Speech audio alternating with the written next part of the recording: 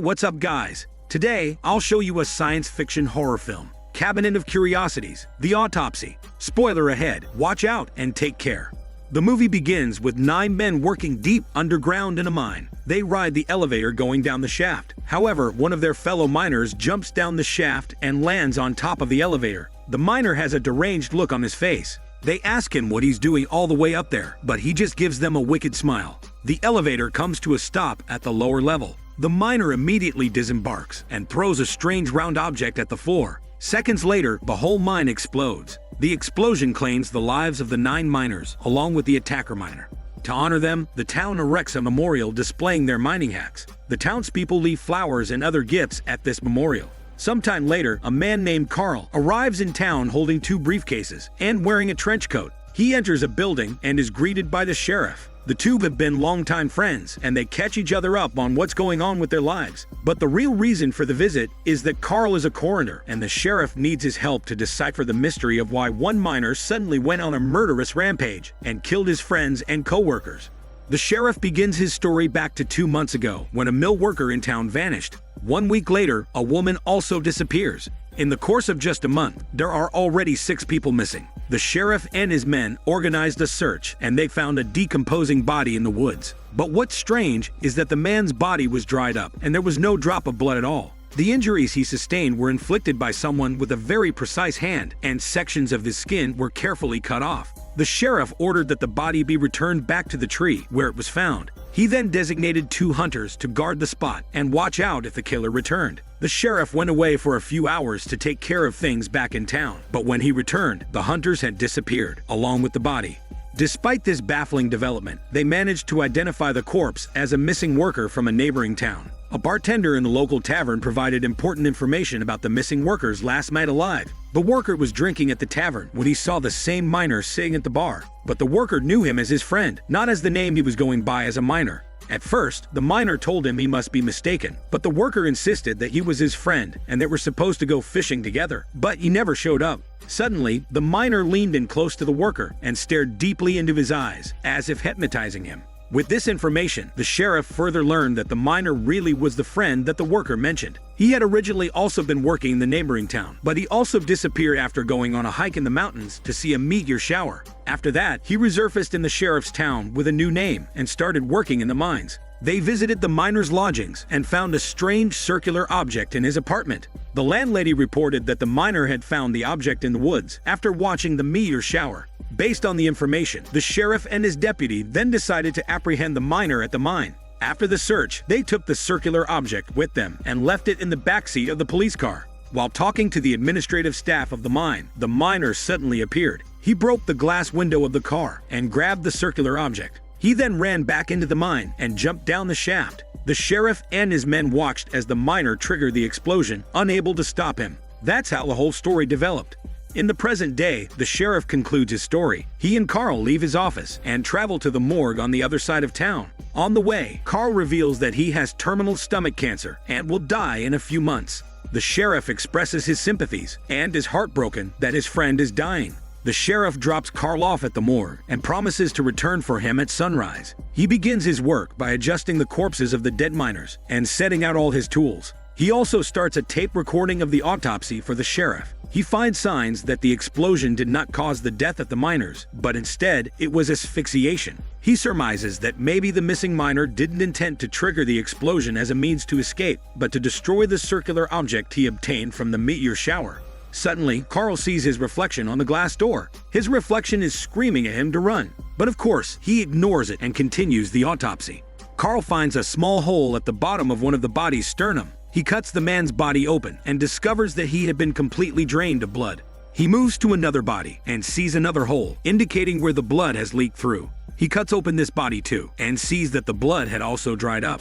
This makes 3 bodies already whose blood is gone. Carl decides to examine the miner's body next, but when he approaches the body, the miner comes back to life. His body is gray and decaying, but he moves with power and intimidation. Right then, the revived miner reveals that he is an alien parasite who feeds on the flesh of humans and inhabits their bodies.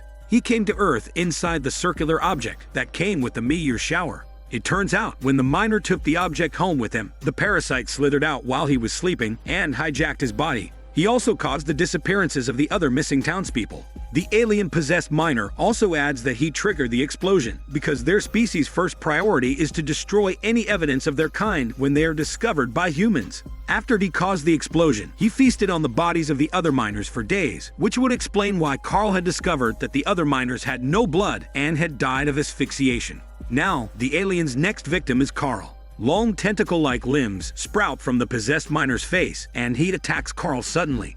When Carl regains consciousness, he is lying naked on the morgue table. The possessed miner explains that Carl will become his next host soon, because Carl is a coroner with easy access to fresh bodies. He starts to do an autopsy of his own body in order to extricate the alien parasite inside and transfer it into Carl's body. The alien reveals that for eons, his kind has been occupying humans' bodies. They have no senses of their own and must always occupy other bodies in order to explore and experience the world. Carl taunts the alien and says that everything his kind had ever had was a result of stealing. The alien responds by saying that when the sheriff returns at sunrise, he will become his first meal in Carl's body. The alien also adds that he particularly relishes tasting the pain and despair of his victims as he slowly feasts on them and their smelly parts, which was why he kept the 3 other miners alive for days after the collapse, and why he keeps the original miner's conscience still alive within the body. The possessed miner finishes cutting open his body, and he places the parasite on Carl's immobile body.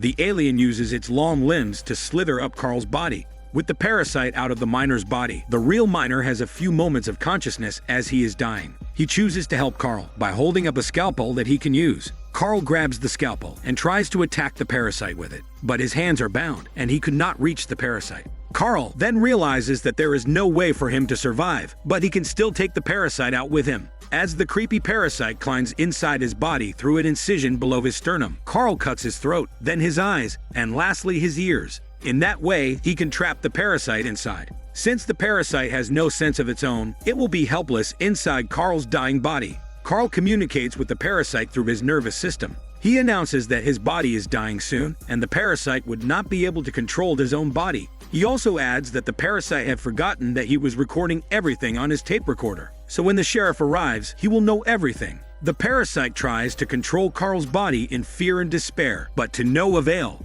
With his dying breath, Carl writes a message for the sheriff on his chest with his own blood, hoping that the sheriff will know about the truth and helps prevent the evil alien parasite from spreading on Earth. As dawn comes up, the sheriff returns to the morgue to check the latest progress of Carl's autopsy. However, he searches only to discover Carl's naked body, with the strange words urging him to play the tape and burn Carl's body. The movie ends with the confusing sheriff replaying the tape recording, not sure of his next move. Cabinet of Curiosities, Dreams in the Witch House. The story begins with the narrator mentioning the renowned author H.P. Lovecraft. He states that Lovecraft was scared of the world we live in and thought of it as a haunted house of cosmic proportions. After further introspection, he says that today's story is called Dreams in the Witch House. Now we see the body of a man named Walter flat on the floor, while a narration tells us that this is a tale of love and life. The narrator hints at being Walter himself and promises us a happy ending. The scene transitions to a house where Walter is a little boy trying to help his sister, who's being haunted by visions of a ghost. Sister says that the ghost is coming to get her, but Walter says he's going to keep her safe, using his ghost-proof muscles.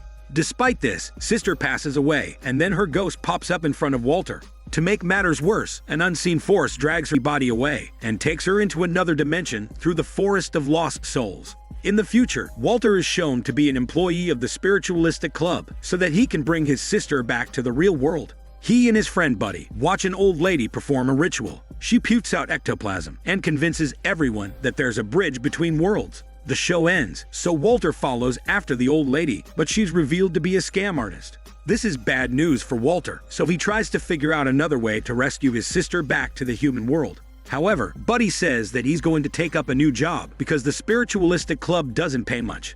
This upsets Walter, so he rebukes Buddy and walks away. After reminiscing about his memories with his sister, Walter goes to meet his bald boss. It turns out that a female painter is asking for Bald Boss's help because she's being forced to paint the visions that she's receiving from a witch who was believed to have the ability to travel through worlds.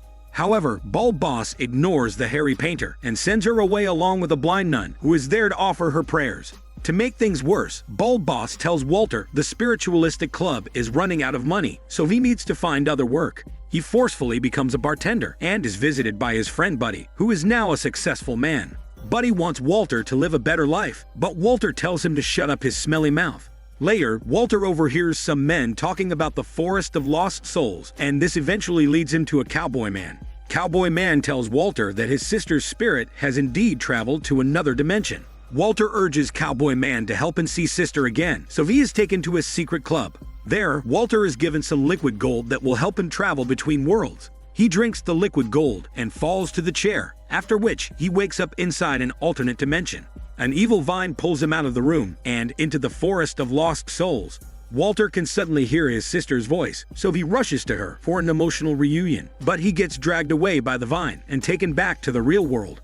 Walter finds himself on the floor, so the cowboy man says that he should lie on the pillows next time when he decides to travel. Walter immediately rushes to Buddy to tell him about what just happened, but his words fall on deaf ears. Buddy confesses that he never believed in Walter's story about sister in the first place, and also scolds him for trusting shady strangers with shady chemicals. Walter doesn't care about Buddy's negative attitude, so he leaves in a fit of rage. He takes another dose of the liquid gold and goes back to the Forest of Lost Souls. This time, Walter spots Painter, but she runs away from him. Now Walter finally finds his sister and is happily reunited with her. They quickly have a catch-up session, after which he tells her that he's going to take her back home. However, sister reveals that she's tried to escape this place before, but hasn't been able to do so. Right then, the vine drags Walter back to the real world, but not before he takes a piece of sister's cloth with him.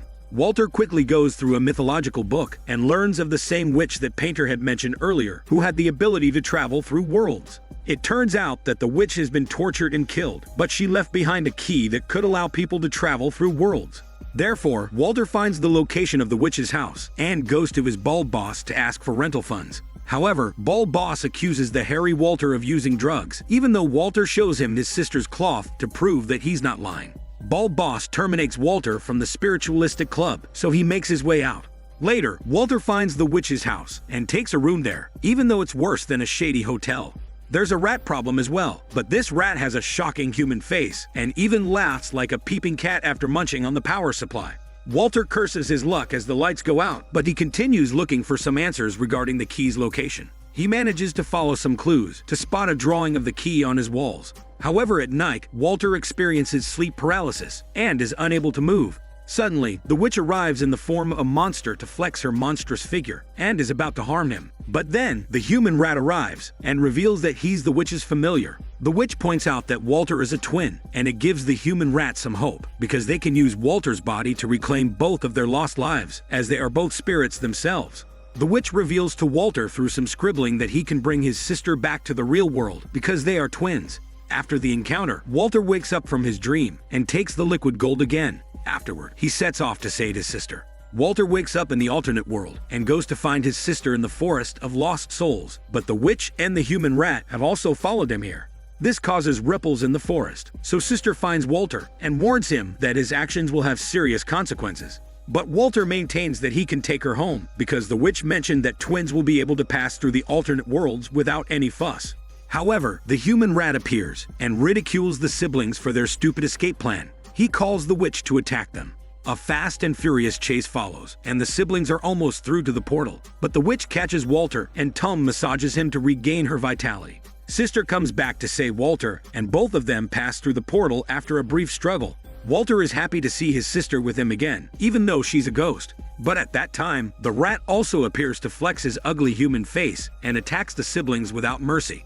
Walter and sister run away from him and meet Painter to ask for her help, as Walter had seen her inside the alternative world before. Painter is shocked to see Walter's sister, whom she has also painted. She then reveals that whatever she's been painting has turned out to be true. After getting Walter's full story, Painter combines her paintings and reveals that Walter and his ghost sister are mutually exclusive. This means that for his sister to become human, Walter has to become a ghost.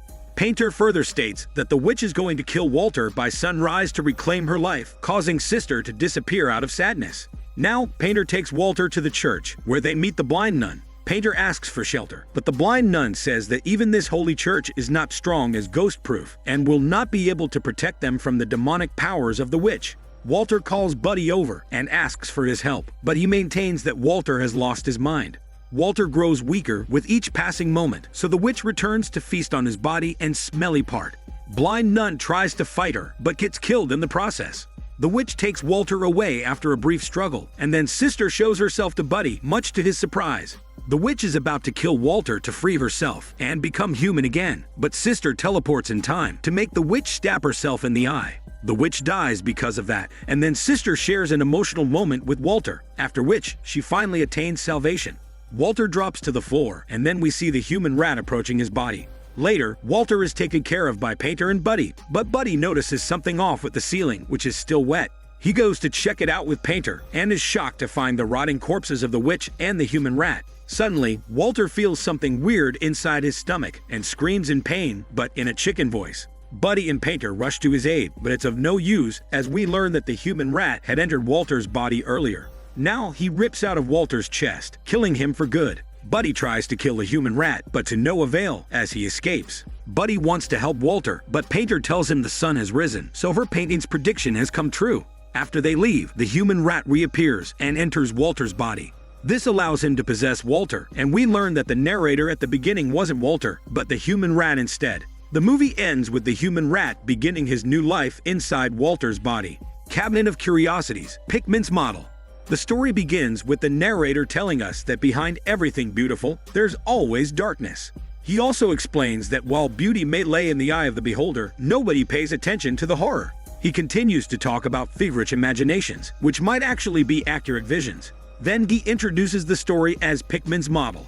In Arkham 1909, a painter named William sketches a naked lady named Babe, who is growing tired of posing for him. He says that Babe shouldn't rush perfection, but then Babe's not-so-naked dad calls out to her. William doesn't want Babe to expose his location, but she does it anyway to mess with him. This prompts William to give her a free tongue massage, after which he makes a quick escape.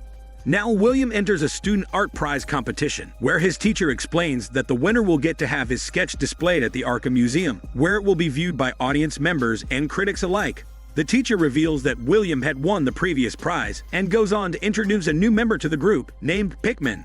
An old model arrives to pose for the sketch, and then everyone kicks off their work. William takes a break to wash his hands, but notices Pikmin's sketch, which is highly disturbing because it has rotting flesh in it. The teacher tells William to mind his own business and return to his seat. Later, William and his friends have a chat about Pikmin and his twisted sense of art.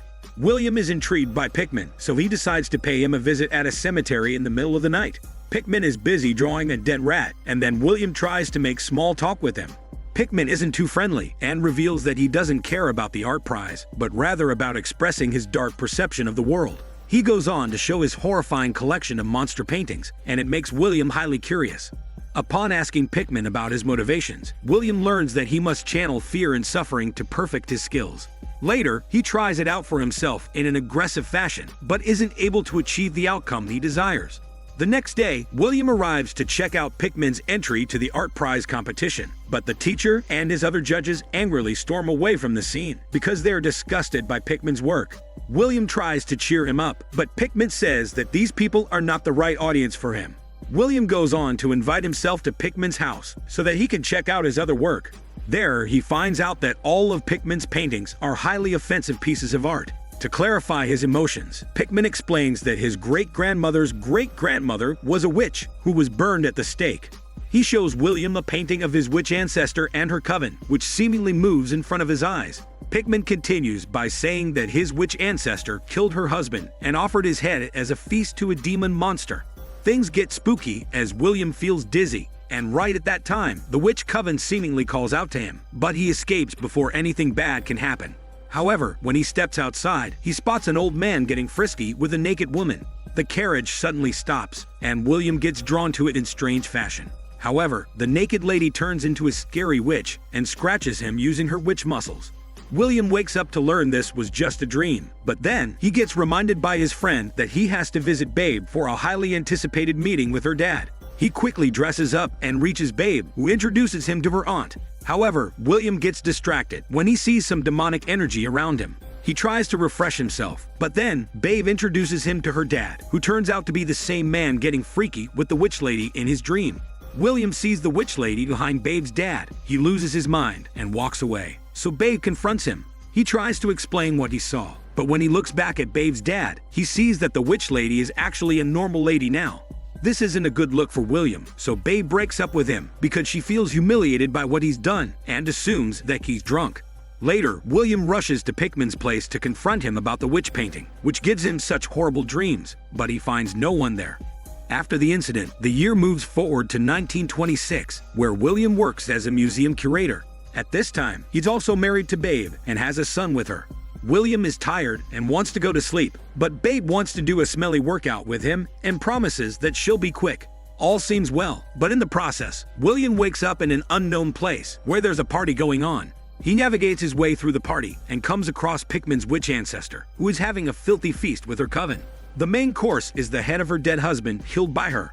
The dead husband suddenly opens his eyes and scares William to the point where he wakes up from his nightmare. William gets out of his room and spots a mysterious package in front of him. He opens it up and is shocked to see the same painting that Pikmin had shown him back in 1909. He wants to tear the painting into pieces, but it seemingly pushes William to kill himself. Luckily, Babe interrupts him and decides to make some tea to distract her husband. She reveals that the painting was indeed sent by Pikmin, and then we see William's son checking out the painting. This causes the son to have sleepless nights, so William orders for the evil painting to be sent away. However, his committee invites Pikmin, who is now a successful painter and is going to display his collection at the museum. This is bad news for William, so he tries to convince his committee members not to showcase Pikmin's work, believing that Pikmin's work is full of evil. But his words fall on deaf ears by the committee. On his way back home, William notices a demonic entity lurking around him, but he ignores it and goes back to Babe. To his surprise, she reveals that they have a guest, who is none other than Pikmin himself. William watches his son talking to Pikmin, which is bad enough as it is. But then, Babe starts talking about the seances she used to hold with her friends back when she was young. She mentions this one time where she was floating, and Pikmin is able to relate to what she says. William loses his patience and suggests that they call it a night. Before leaving, Pikmin pleads with William to come home and check out his work again, but he acts distant and shuts the door, especially after Pikmin talks about having a chat with his son. Later, William and Babe get into an argument because she feels like he's not giving her enough attention nowadays. At night, William experiences another nightmare where he is tied to the bed and gets his neck slashed by Pikmin's witch ancestor, who seems to perform some ritual. William wakes up to the sounds of his son screaming and rushes to the scene to see his window open. He loses it and confronts Pikmin over harassing his family. William tells Pikmin to leave him alone, so Pikmin promises to do it if William comes to his house right now to see his work. Enough of him, William agrees to this deal, and he later checks out the creepy surroundings of Pikmin's home. He is taken inside a secret compartment where Pikmin talks about the beauty of fear. But then, he enters a room and asks William to wait outside. William hears Pikmin talking to what sounds like a demonic entity, so he quickly enters the room and checks out all the creepy paintings around him. This is too much for him to handle, so William prepares to burn down all the paintings. Pikmin shows up and tries to stop him, but William says he's gone mad thinking about his horrid paintings. As Pikmin tries to show some more of his work, William panics like a goose showing goosebumps and accidentally shoots him. Pikmin falls to the floor and says that his paintings came from his life, not his mind, indicating that every horror scene he painted is real. Shocked by the revelation, William burns down the paintings, trying to end everything. But then, a demon monster shows up from one of the paintings. It flexes its ugly demonic figure first, before dragging Pikmin's body inside a well, possibly for food storage, while William just watches on in horror. He's able to make an escape and convinces himself that this was all a bad dream caused again by a haunted painting. Later, William takes Babe and his son to a new gallery, but notices that all the paintings there belong to Pikmin, even though he had burned them back at his place. He then gets jump-scared by his friend, who is also haunted and has stabbed his own face. The friend says that the demon monster is going to come for his big feast, so William runs away from him and looks for his family in panic. He spots Babe and his son, but both of whom are looking at a haunted painting. William quickly sends them home and tells his assistant to burn all the paintings, while also making sure he doesn't look at them. Now William comes home and tries to get romantic with Babe, but then she is revealed to have cut out her own eyes. Panicked and confused, William demands to see his son, but Babe points to the oven and suggests something truly grotesque. The movie ends with William opening the oven, only to see his son's head being prepared for the demon monster. just like Pikmin's witch ancestor had prepared her husband's head, indicating that the monster's big feast has never failed. Cabinet of Curiosities, The Murmuring. The story begins with the narrator telling us about birds and how it is believed that they carry our beliefs and hopes up to the gods. On this note, he states that today's story is called The Murmuring and walks away one last time. Now we see a bird scientist named Nancy talking about Dunlin birds in front of her bird club. She shows a series of images where a flock of Dunlin birds forms a collective sphere against a falcon predator, morphing into a cloud and even a large bird. The viewers are amazed to see this defense mechanism, and then Nancy states that even 1,000,000 Dunlin birds can coordinate their shapes together.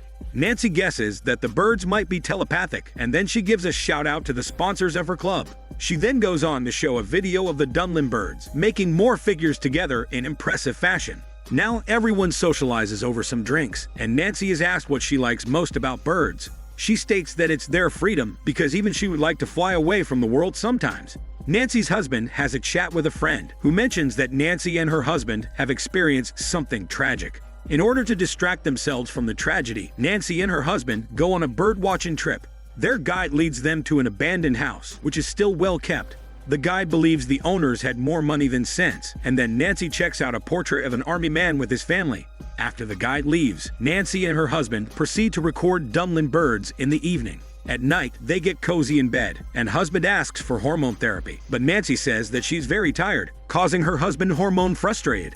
Later in the night, Nancy hears a baby crying and also some rushed footsteps. Suddenly, the static from her tape recorder goes crazy, so she and her husband rush downstairs to check it out. Nancy fixes the tape recorder and tells her husband to go back to sleep. Later, the couple sets out for another recording session. Husband makes some sandwiches for Nancy, but she simply ignores his gesture and lies about eating them. Afterward, Nancy checks up on some of her recordings and suddenly hears the rushed footsteps once again. She panics for a bit, but it just turns out to be her husband. Now, Nancy reads a book on mating, and it inspires her husband to play some romantic music. He dances around and even gets Nancy to groove with him for a bit, but she eventually tells him she's not in the mood. This makes her husband hormone frustrated again, but he has to deal with it. In the night, husband snores away like a pig and keeps Nancy awake. But then she hears the rushed footsteps once more, after which some banging noises catch her attention. Nancy tries to wake up her husband, but it's of no use as he's too busy snoring his smelly mouth. She eventually follows the sounds to the attic and is amazed to see the Dunlin birds gathered over there. Nancy immediately wakes up her husband so that they can record this inexplicable phenomenon. When she's alone, Nancy gets disturbed by some whistling downstairs. She assumes it's her shitty husband and asks him to keep it down, but the whistling becomes ominous, suggesting it's someone else. So Nancy goes downstairs to check it out, but can't find anyone there. Then, she faces issues with the static recording and even hears a ghost child saying he feels cold. Nancy makes her husband listen to the recording, but he can't hear anything except the birds. Husband feels that Nancy isn't getting enough sleep, but she snaps at him out of frustration and checks out the photograph of the army man she saw earlier. There, she spots a little boy, who might be the one she heard in the recording. Suddenly, the birds fly away, much to the couple's dismay, so they have to go back into the open to record them again. In the night, husband reads a book about murmuration, but Nancy seems distracted. She states that she can't understand why the family living there simply abandoned it without cause. The hormone-rich husband doesn't care about her worries and tries to ask for her hormone therapy one more time, but Nancy tells him not to touch her sexy body because there's no point of doing so. This hints that the tragedy the couple had encountered in the past might be a lost child. Husband gets upset and walks away, much to his own disappointment. Later in the night, Nancy sees a ghost boy in front of her and screams in a chicken voice out of fear. Husband awakens from a pig-like sleep and asks what's wrong, but the ghost boy disappears, leaving no ghostly traces behind. So Nancy says she just had a bad dream. The next day, Nancy gets drawn to the library section. There, she finds an embroidered cloth with birds, a woman, and the word freedom on it. It makes her suspicious because she always mentions this word, so she calls her husband to show him the embroidery. He doesn't think much of it, but Nancy believes the woman living in this house felt trapped, just like she is feeling with her husband. The couple has another fight using their words, not muscles. Nancy goes to sleep. She wakes up and spots a little girl, who is revealed to be her dead daughter. A ghost hand touches Nancy from behind. She notices the ghost boy running down the stairs. Nancy follows him into the library, where she finds letters scattered everywhere. One of these letters reveals that the army man was cheating on his wife with a mistress, and even had a child with her. Nancy gets upset and keeps complaining about the cheating army man to her husband. He tells her to focus on her own work rather than the affairs of someone else, but this makes her upset and she walks away. Soon after, Nancy spots the Dunlin birds back in the attic, so she asks her husband to come, but he decides to record the birds by the shore instead. At night, Nancy hears the static again, followed by the sounds of the ghost boy, saying that his mom is mad at him. The ghost mom lets out a scream, so Nancy panics like a chicken with goosebumps. After that, she spots the ghost boy crying in front of her. The ghost boy runs away, not flying but using his ghostly legs, so Nancy follows after him, but gets creeped out upon seeing his ugly face. Nancy takes a bath to refresh herself, but then she hears loud banging on the door, followed by a vision of the ghost boy drowning in the bathtub. Suddenly, the door opens up and the ghost mom finally shows up to flex her ghostly figure. Nancy screams, naked and confused, so husband rushes to her aid using his ghost-proof muscles. He tries to bring Nancy back to her senses by saying she needs to express the grief of losing their daughter, but this only makes her upset, leading to another argument. The next day, the guide arrives with some supplies, so Nancy asks him about the ghost mom and ghost boy and the house's history. After some intense questioning, the guide reveals that the ghost mom had drowned her own son in this house and committed suicide after her sinister act. Husband watches on from a distance as Nancy scolds the guide for not telling her this story, even though it's 30 years old. As expected, the guide angrily rebukes Nancy for being ungrateful because he went out of his way to get her and her husband this house to stay during their bird recording sessions. The guide also tells Nancy she has a morbid fascination with other people's misery because he doesn't believe in ghosts. After the guide leaves, husband asks Nancy what she was talking to the guide, but she ignores his questions. This leads to another argument, and husband pleads with Nancy to tell him what's going on. Nancy finally confesses she's been seeing the ghosts of the dead mom and her dead son, but husband doesn't believe her ghostly bullshit. The couple argues again, using words first and possibly muscles later, and husband calls out Nancy for keeping him out of her life. He's particularly upset because Nancy hasn't cried even once ever since their daughter died. However, she remains inexplicably unresponsive and cold, so husband decides it's best for him to sleep alone on the couch. Nancy wakes up to her husband's alarm in the morning and realizes that she was wrong all along. However, husband has already left the house for a solo recording session, so she can't call him back. Later, Nancy sings to the Dunlin birds, but the windows blow open and then she sees the ghost boy. Suddenly, the ghost mom shows up and chases after Nancy, so she locks herself away from her. Nancy finds the ghost boy again, who is crying because he doesn't know why his mom is mad at him. Nancy says he needs to free himself from guilt because his mom killing him was never his fault. The ghost boy finally achieves salvation and runs into Nancy's arms, but disappears because he is no longer a haunted spirit. Now Nancy hears the ghost mom from upstairs and goes to inspect her. It turns out that the ghost mom was suffering from an illness and had killed herself after realizing the horrific deed she had done to her son. Now Nancy steps out of the house and is surrounded by the Dunlin birds, symbolizing her own liberation from the trauma of losing her daughter. The movie ends with Nancy calling her husband via the radio and apologizing for her behavior. She also says that she is finally ready to talk about their dead daughter. Cabinet of Curiosities, The Viewing. The story begins with the narrator asking us what may happen if the collector becomes the collected. After expressing his fear over the prey becoming even greedier than its hunter, the narrator pulls out an invitation card and tells us that the name of today's story is The Viewing.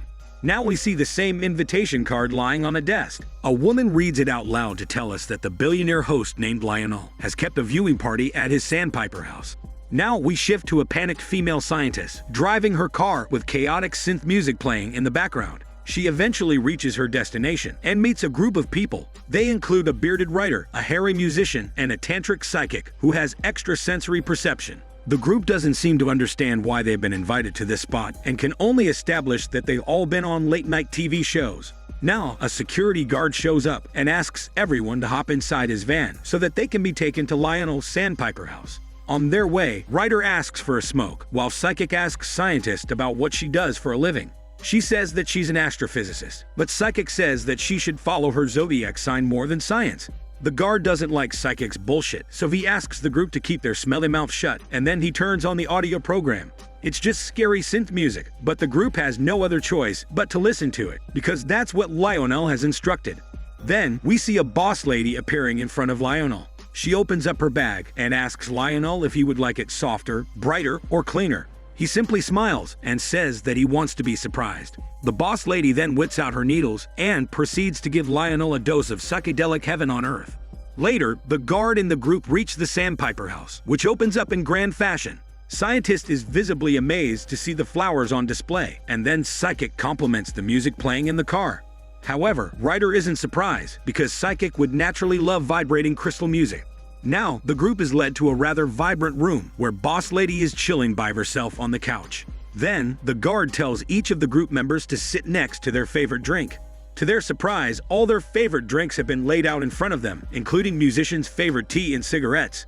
Psychic says that this is a sign for musician to continue smoking, but he gets cut off when Lionel's voice tells the group to make themselves at home. Psychic and Ryder get into a brief war of words where they ridicule each other's achievements and abilities. That's when Lionel makes an appearance and shows off a 50-year-old bottle of Japanese whiskey that survived all kinds of tragedy, only for it to be served today in 1979. A fancy sequence follows, where everyone is poured a drink, but Ryder comments that he and the other invitees might find themselves naked in a ditch after this. After sipping on the whiskey, Lionel tells Ryder that he's going to help him achieve his best writing potential, which he seems to have lost. Next up is Psychic, who is told that his extrasensory perception will also be enhanced after his experience tonight.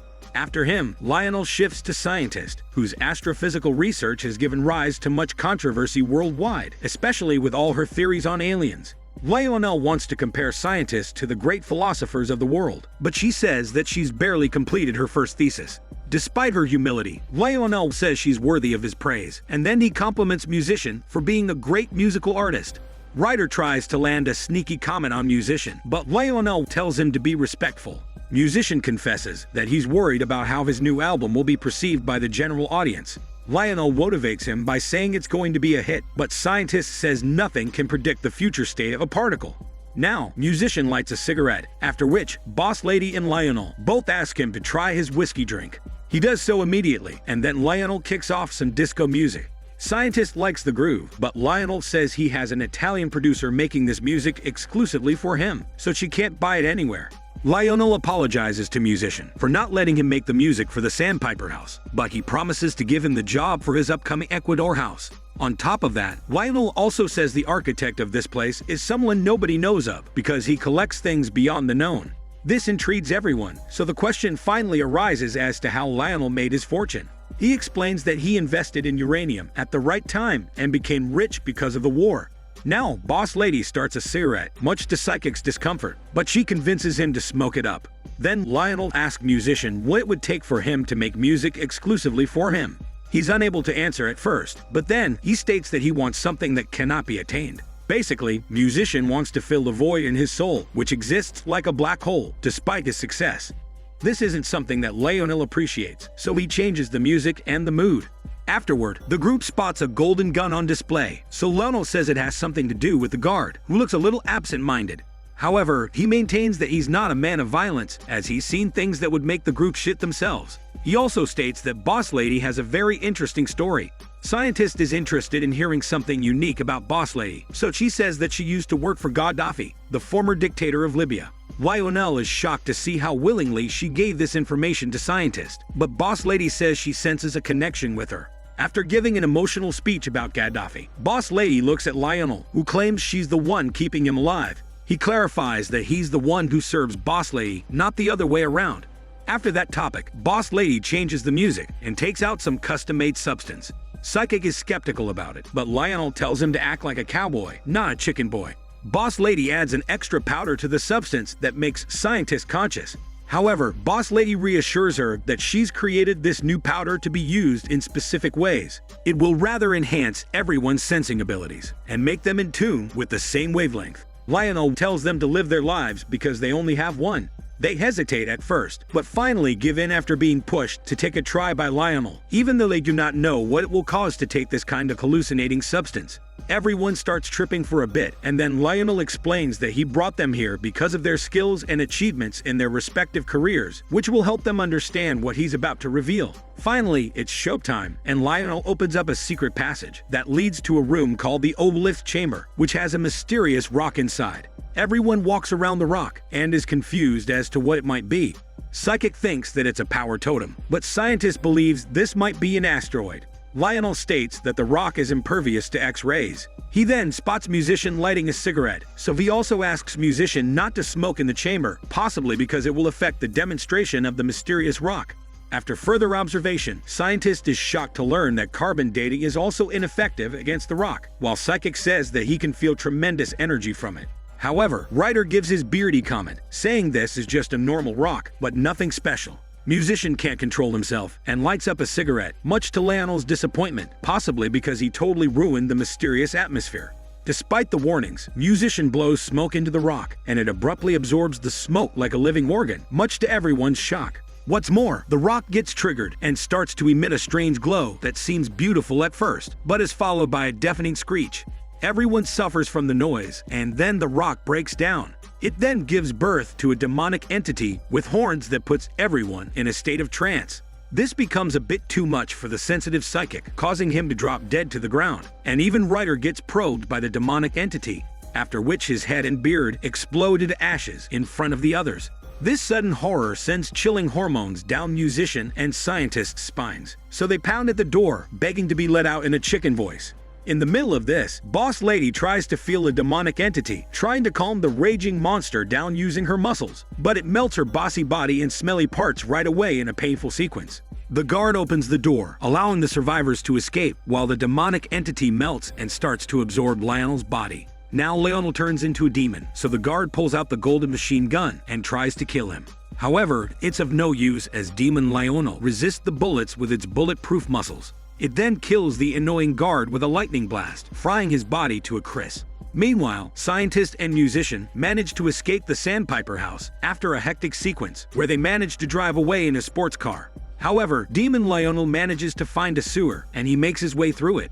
The movie ends with Demon Lionel entering the city area, with his powers affecting the electricity around him, indicating a coming doom day of human civilization, caused by humans' never-satisfied desires and curiosity. Cabinet of Curiosities, The Outside. The story begins with the narrator mentioning late-night TV as an electronic cabinet of curiosities, blurring the line between what is inside our head and what is outside. He states that perfection is just a toll-free number away and takes out a remote control after that. He states that this remote is almost like a magic wand, controlling us every single day. Then he mentions today's story, which is called The Outside. We begin with a wide shot of a seemingly friendly neighborhood during Christmas time. We slowly move into a house where a taxidermist named Stacy is dancing and waiting for her food to get heated. She eats her meal while watching TV and keeps shifting the channels between advertisements, tarot card readers, and other such programs. Suddenly, Stacy hears a sound coming from the basement, so she takes her axe and checks it out, suspecting it must be some kind of hormone hunter. A tense sequence follows as Stacy looks around, and she even asks her fox mannequin if it's seen anyone here. Without a foxy answer, she continues her search and dramatically enters the bathroom as well. Stacy doesn't find anyone there, but gets panicked, so she calls her mustached cop husband for help. Cop husband doesn't really care about Stacy's problem because he knows that she keeps doing this all the time and possibly imagining herself being harassed by some muscular and good-looking man. He tells her they're just living in an old house, so she is bound to hear some noises. The next day, Stacy overhears her coworker, Blonde, sharing with others about a girl who has fake implants. Stacy's attention shifts to Blonde's hands that are applying God lotion all over her body to make her look pretty gorgeous. This makes her envious because she also wants to be desirable, just like Blonde and her blonde body. Later, Stacy is given an invitation to Blonde's secret Santa party, and she gets excited about it. Later, she goes hunting and shoots down a duck, after which she performs taxidermy on it so that she can turn it into a present for Blonde.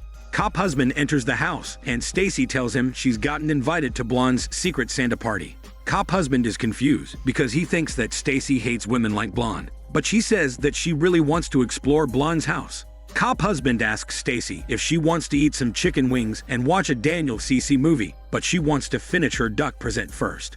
It's time for the party, so Stacy makes her way to Blonde's home and overcomes her aggressive dog. Now, we see one of Blonde's friends talking about getting some hormone therapy from those muscular men. She adds that she's happy to be divorced because she can finally be away from her ex-husband's small and smelly sausage. All the women cheer her on, and then Blonde talks about how her husband's sausage is like a wet spaghetti noodle. Now the women talk about fillers, so Blonde says that everyone should try out her plastic surgeon for facelifts, something that Stacy can't relate to. It's time to share presents, but it's not a Secret Santa theme like Stacy had expected. Blonde gives everyone some expensive makeup kits that include the lotion she was applying earlier. Stacy also gives Blonde her duck gift, but Blonde and her friends are disgusted to see it and start whispering to each other, making Stacy anxious. The women change the subject and apply seemingly the Indian god lotion on their hands, so Stacy does the same out of peer pressure.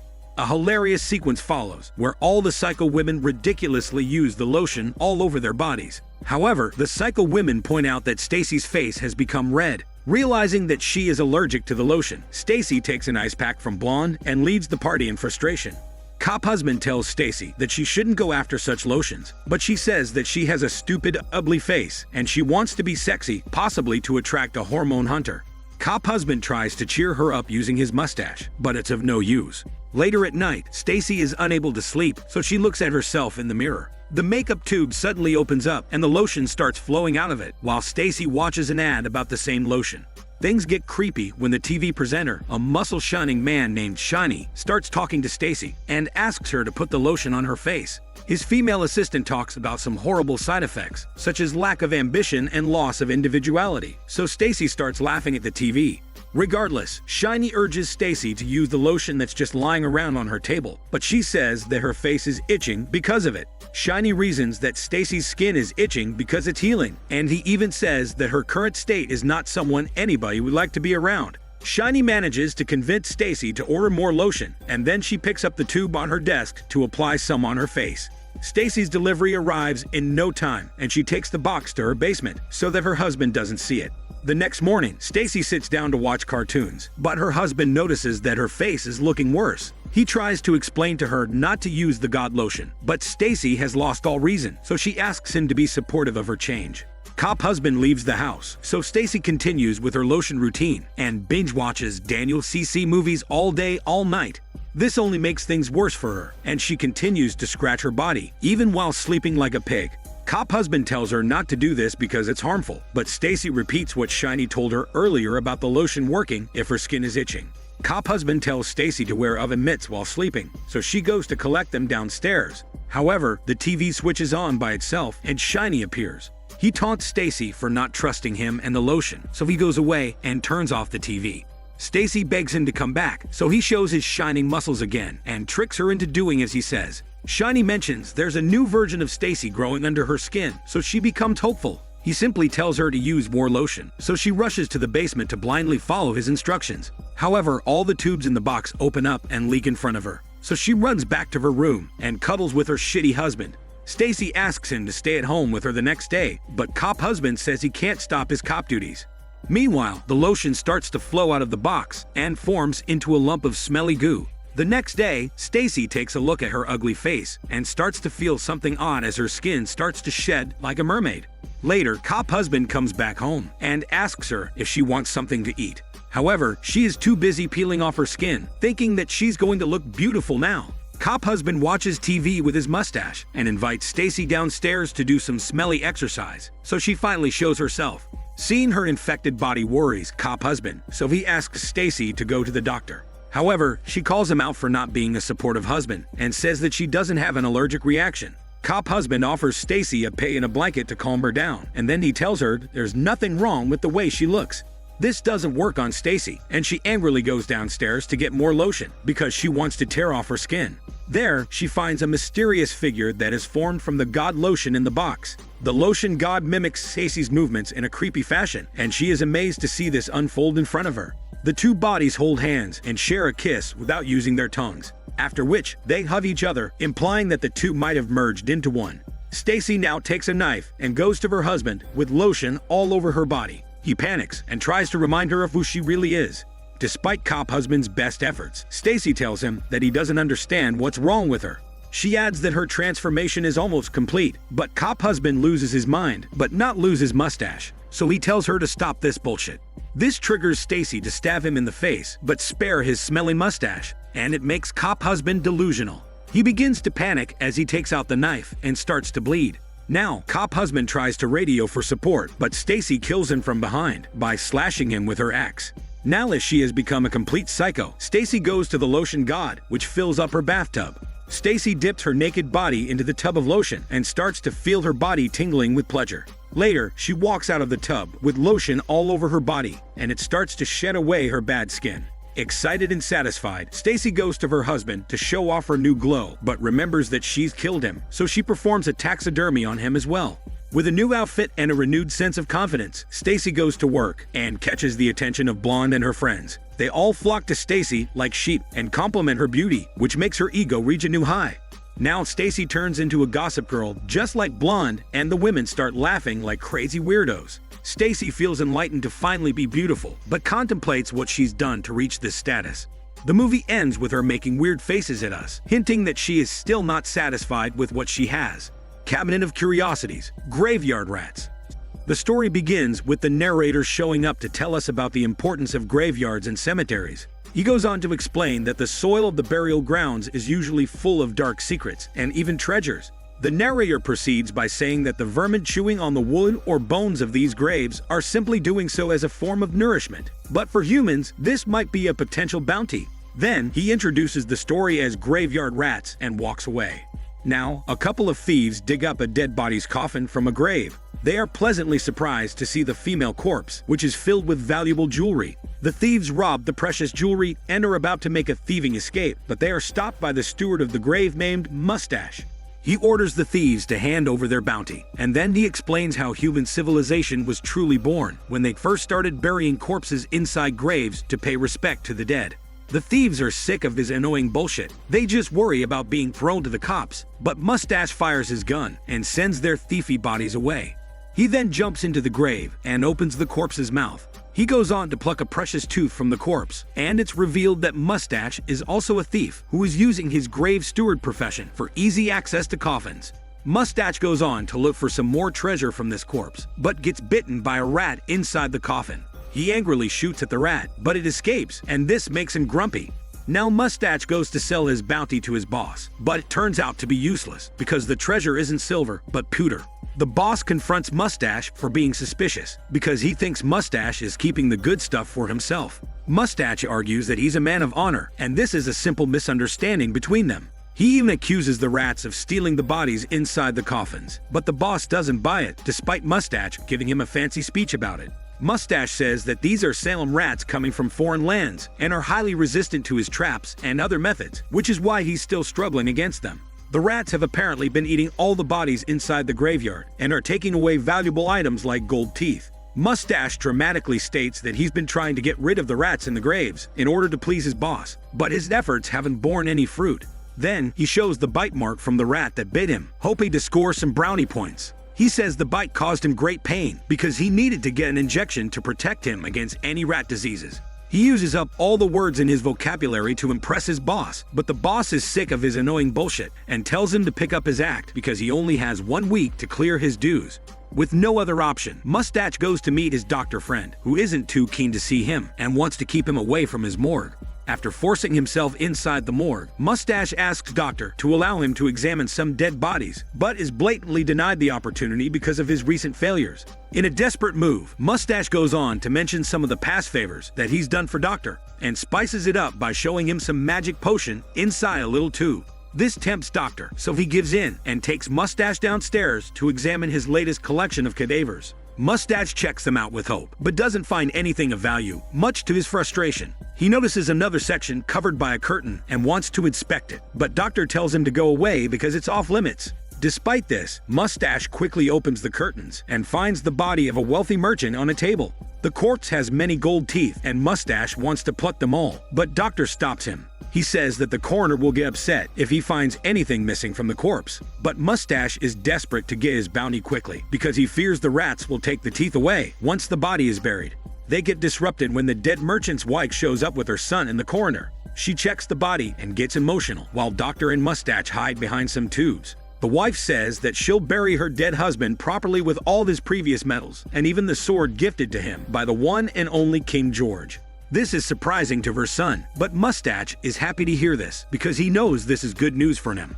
He goes to a night house where hormone yoga is all over the place, and he even tries to be nice to a night lady. but she shoots his smelly mustache away, so he goes to bed like a smelly grandpa. Mustache hopes that the rats don't get to the merchant's body before he dies. But then, he sees something on the ceiling. He checks it out and is shocked to see that it's a disgusting rat's tail. The rat falls through the ceiling onto Mustache, but the real horror is when an army of the same rats drop down from the ceiling and attacks him.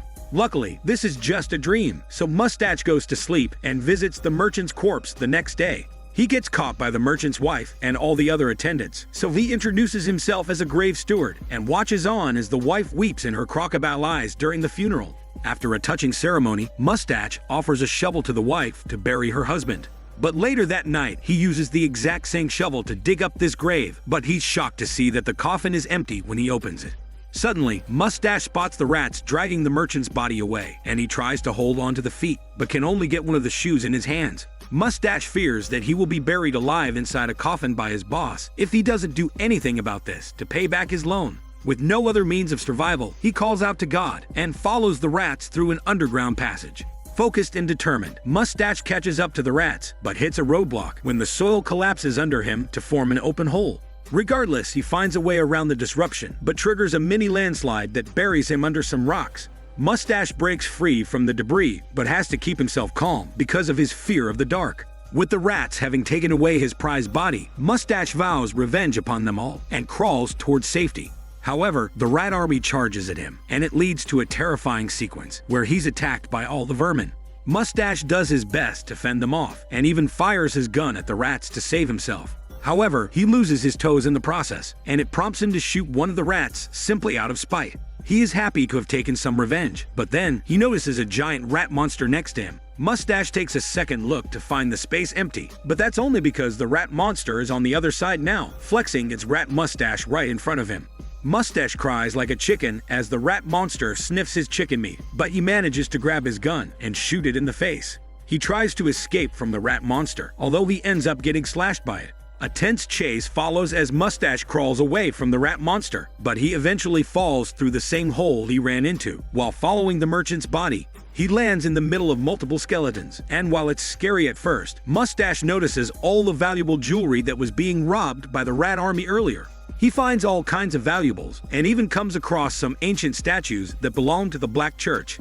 On one of these statues is a priceless necklace, which Mustache immediately steals. However, this awakens the statue wearing it, which is revealed to be a skeleton demon. The skeleton demon attacks his body, but spares his mustache, and it leads to another fast and furious chase in the narrow tunnel, where he eventually manages to gain some ground.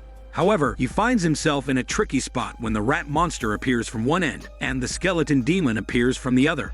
Mustache picks up the sword of the dead merchant, and prepares to fight the rat monster using the sword and his muscles, but he is easily overpowered during their fight. Luckily, he manages to trigger a boulder above the rat monster to fall and smash it into onion pieces. The skeleton demon jump scares Mustache using its skinny hand, so he crawls away and finally finds some light at the end of the tunnel, meaning he's close to the merchant's coffin. He quickly makes his way to the coffin and recites thankful praises to the Lord, but is shocked to see that the coffin has been locked again because he's been down there for a while. The rat army arrives and attacks Mustache, finally killing him with no mercy.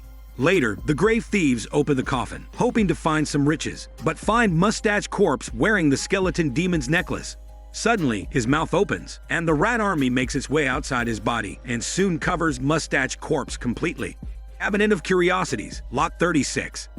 The story begins with the narrator telling us about the creation of a new collection called the Cabinet of Curiosities. It could possess all kinds of tokens, such as a dragon's tooth, a unicorn's horn, or a mermaid's smelly part. The narrator now takes a set of keys and tells us that the story we're about to witness is called Lot 36.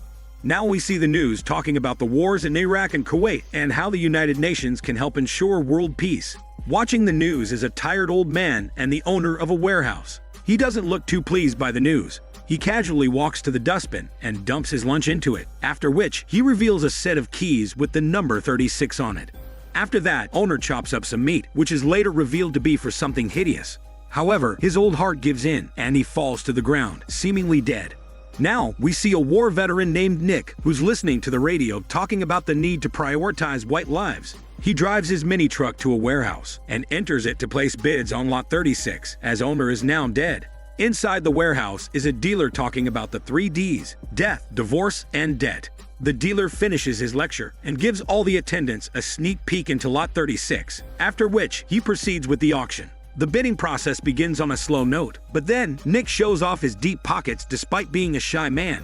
He easily wins the bidding war and lays claim to Lot 36.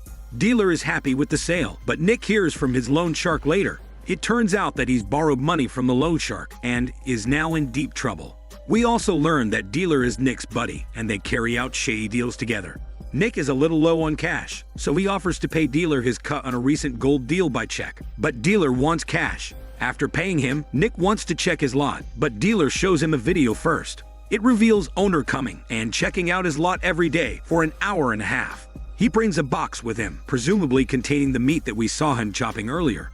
Nick and Dealer agree that there's something fishy about owner, especially after seeing him hop around like a bad bunny. Nick agrees to look into the twisted owner's actions and takes his keys from Dealer. Nick sets off on his mission after showing Dealer the finger, and then an old lady comes to pay her dues to Dealer. It turns out that she has left behind some of her personal items inside Lot 36, as she rented the same Lot 36 before Nick.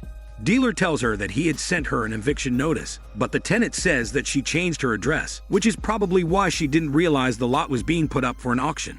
Dealer is in a tricky situation, so he quickly tells the tenant to talk to Nick about what's gone down. She does so, but Nick isn't too keen on talking to her. He maintains that he's the legal owner of her lot now, and he doesn't care if her family pictures and letters are still inside the unit. The tenant tries to talk nicely to him, but it's of no use because Nick is only willing to return her old lock to her. She insults Nick, and it pisses him off. Now, Nick goes to check up on his lot, but it's a mess, and he needs to fix everything inside.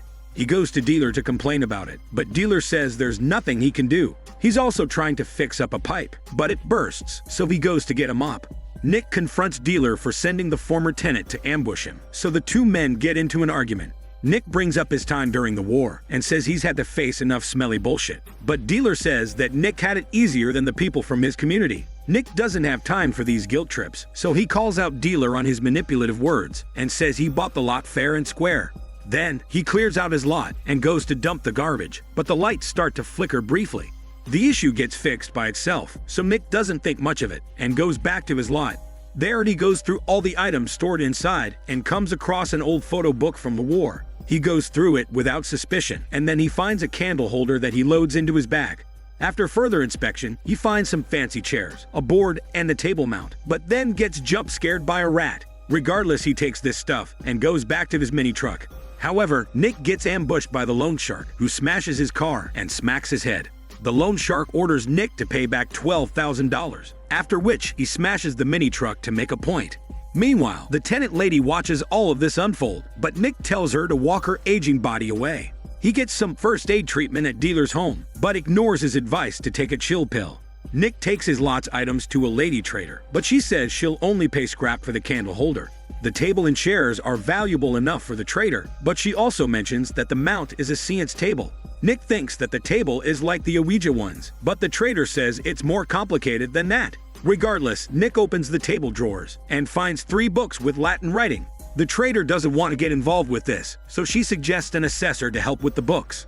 Now, Nick brings out the board, and the trader gets excited because it's made of human hair. Nick only wants to make money from his items, so the trader quickly informs her business partner, an assessor, to come take a look at the books. Assessor makes an introduction and quickly assesses Nick's items. He suggests that the table has been injected with human blood, but Nick simply calls him a sick freak. Assessor laughs out loud, but changes his expression once he sees the books. He says that the 3 books Nick currently has are part of a quartet. The 3 books are worth $10,000, but when combined with the 4th, they can fetch $300,000. Assessor explains that these books can be used to bind demons and make them earthbound. The 4th book in particular is the rarest because it is based upon a summoning deal made between a human and a demon. Once the demon consumes a soul, the book would burn down, thus freeing the demon from its deal with the summoning human. However, Assessor mentions that things can get tricky when a demon gets betrayed, such as what happened with Owner in this case, who had died while the demon was still bound to him. Nick isn't bothered by the demon stories, but is interested in finding the 4th book so that he can get a check for $300,000 from Assessor. So they get set and travel in Nick's mini truck to search for the 4th book in Lot 36. On the way, Assessor explains that Owner was into steel, but had worked for the wrong side during the war. Nick is told that Owner was pure evil and was also part of an occult group which believed in offering people's bodies to demons as vessels. Owner had actually offered his own sister as a vessel to a demon, and it became a huge controversy. But Nick tells Assessor to shut up his assessing mouth. Now, the two reach lot 36 and open it up. Assessor brings the candle holder along for good measure, and then they search the unit for the fourth book. Time passes by, but without any result, so Nick goes to dump some of the scrap into the dustbin. He warns Assessor not to steal anything, but Assessor only wants to find the truth behind Owner's missing vessel sister. He eventually locates some news articles talking about the disappearance of certain people, including Owner's vessel sister. As Nick dumps the garbage, the tenant lady watches him from a distance, but doesn't show herself. Now Nick comes back to the unit and finds a hollow space, so he and Assessor work together to open it up. They find a passage, so Assessor tells Nick to follow his instructions, because the dark forces on the other side of this threshold might consume him. Nick ignores his advice, and the two men walk into the smelly passage. Tensions rise as they cross newspaper clippings and religious statues, but the biggest surprise arrives when they find the dead body of Owner's vessel sister on top of a demonic symbol. Assessor warns Nick against doing anything stupid, but he spots the fourth book suddenly and goes to get it. However, he happens to step on the demonic symbol in the process, and it awakens the demon resting inside the body of Owner's vessel sister. But the demon now seems very weak because of its lack of new offerings for a long time. The demon crawls out of the body vessel, flexing its GPS tentacles. It then attacks Assessor and gobbles him up while Nick watches on in horror. The fourth book bursts into flames just as Assessor had said, indicating that the summoning deal is completed with the new soul consumed and the fourth book burned. It's revealed that Owner kept feeding the demon with numerous human bodies, hoping to summon the demon to plague the unfair world. But his years of effort turn out to be no success. However, after Owner's unexpected death, the summoning deal is completed by Nick and Assessor by accident.